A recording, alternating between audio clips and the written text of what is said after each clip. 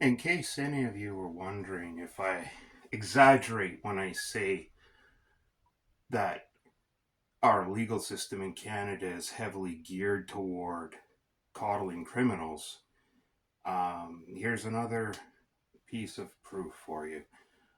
One of our brain trust, there'll be a link for this, judges here in British Columbia, of course, Justice Joyce DeWitt Van Oosten. I don't know if Justice is part of her name or not because it's listed Justice Joyce Justice DeWitt Van Oosten. Anyway, she tossed 13 drug and weapons offenses of a known drug dealer because she says that there wasn't evidence for the police to search. Now, again, read this for yourself so you can make your own opinion, but I'll give you Kurskazak. So there was a 3-member appellate judge. The police, by all intents and purposes within here, did their job. They did everything. They even, they submitted the correct paperwork to get search warrants and everything, information to obtain to get search warrants and whatnot. They witnessed this guy hand off a package, a wrapped package to somebody else, money exchange hands. None of this was good enough for the judges. They also, the police also talked to confidential informants, a number of them, who said that they had witnessed drug paraphernalia, everything you would need to divvy up drugs to sell them on the street, weapons, and everything in this person's home. That wasn't good enough. So this person, um, uh, I'm just gonna hack the name. It's Cam Vongsa. I don't know, something like that. Cam Vongsa, who lived with his mother and his sister, and yeah, they found butter. Okay, so for those that don't know, in Canada, things like butterfly knives and nunchucks are absolutely prohibited weapons in Canada. You can't have them under any circumstance. He also had, it says pistol ammunition, drug trafficking ledgers, other paraphernalia, but none of this was good. None of this was good. Yeah, Cam Vongsa, I guess.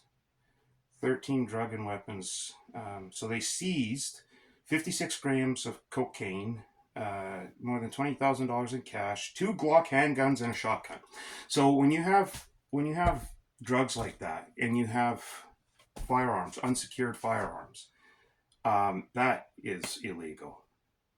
You're not allowed to do that. You're not allowed to have. First off, pistols are restricted devices in Canada.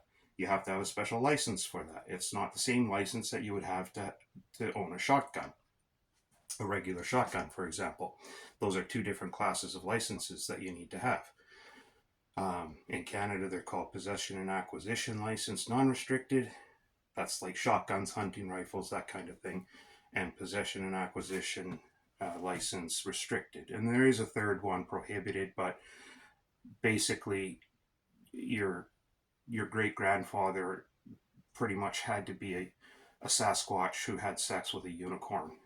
That's about the only way you can get that license in Canada nowadays.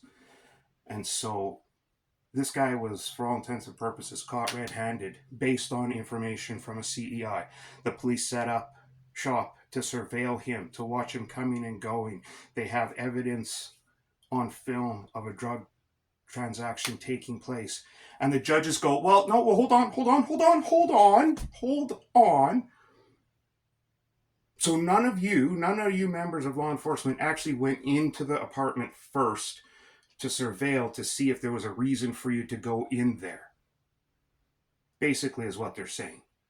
Because none of them actually saw with their own eyes what was going on in the apartment.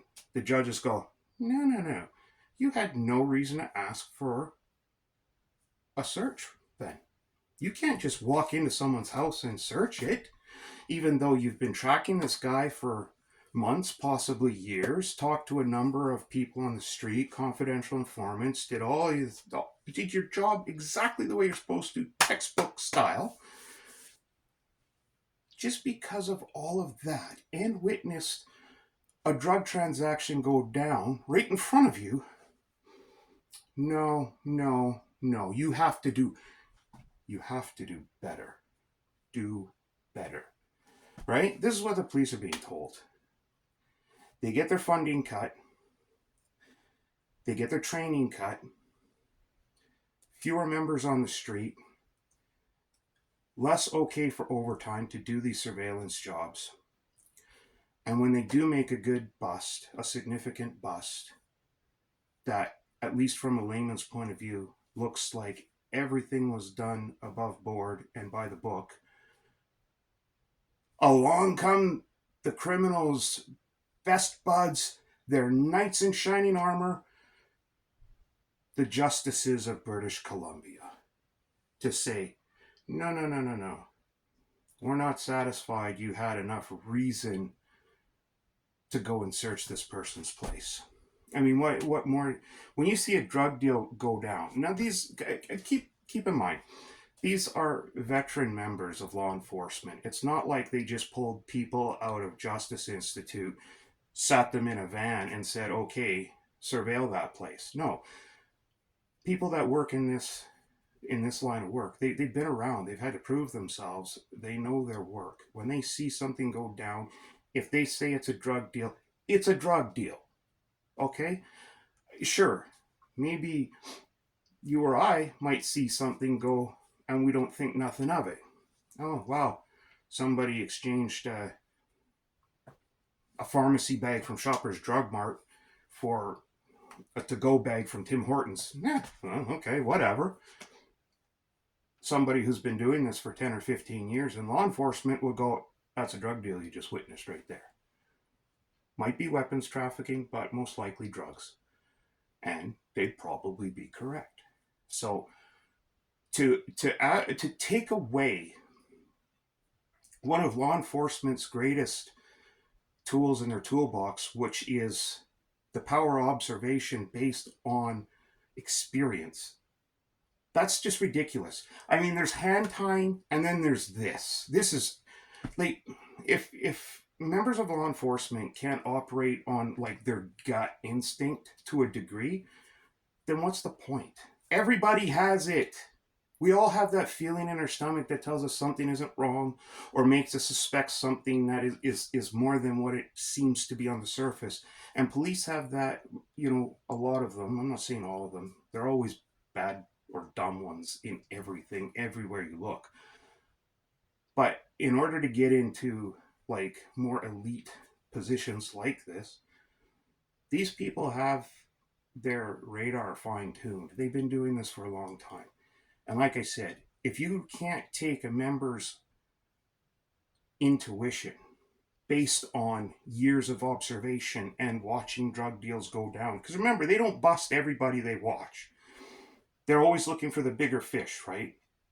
So they'll see 100 drug deals in a day go down on the street level. So these people know it. When they see it, they know it.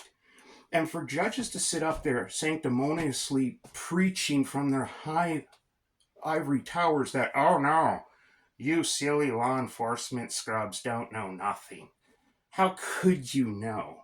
Oh, 20 years on Vancouver police and 15 of those spent in narcotics? Oh, please. I've been on the bench for 25 years, so I know better.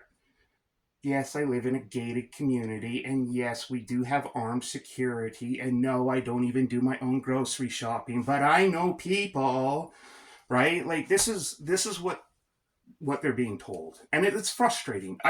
It's frustrating for me as a citizen who's put at danger every day because of these idiot judges who will never, ever reap what they've sown. They bring this all down on us. right? I live in a trailer park, okay? It's much, much safer now than it used to be. But you go back 15, 20 years, this place was like drug gangland central. All of these parks along King George Boulevard here in Surrey, in Newton.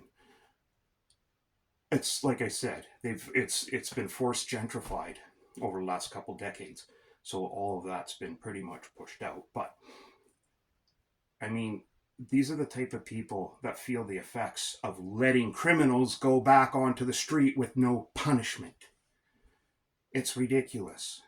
When you get convicted on 13 drug and firearms related charges, and judges just sit there and go, pfft. I mean, 13 sounds like a lot, but again, in Canada, it don't mean squat because you only serve the sentence of one. And you're automatically designed or automatically assumed to be a very good boy, and let out early anyways. So as soon as the judge goes, okay, here's your sentence, you can count on getting 1/3 of it nicked straight out of the gate. Even if you do screw up or something and cause trouble while you're inside serving your sentence, I mean, short of actually like assaulting or something worse, a CO while you're inside, they're not going to bother. They'll just let you right out the door. Go on, go. We have too many people, not enough prisons anyway. Besides, all you did was sell drugs and guns. Hey, go, go. It's not like you did something serious like, mislabel somebody's pronouns. Those people, well, we'll keep them. Don't worry. They go JK Wing in Kent Institution. But it's got to be frustrating for members of law enforcement to spend all those hours away from their family, miss so many things of their children growing up and all this stuff. Spending, sometimes more than a year on one of these cases, only to have some idiot judge say, nah, nah, we don't think you know how to do your job because you're an idiot. I mean, let's be real. If you were smart, you wouldn't be a police officer, would you? You'd be a judge, right? That's kind of what their attitude is. It's disgusting. So again, I'll put that link to that, and you can read it on your own. I'm sure some people will have a different take than mine, which is fine.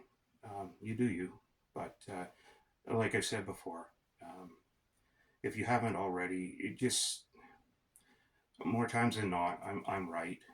So if you just accept that, your life will be much easier. But yeah, so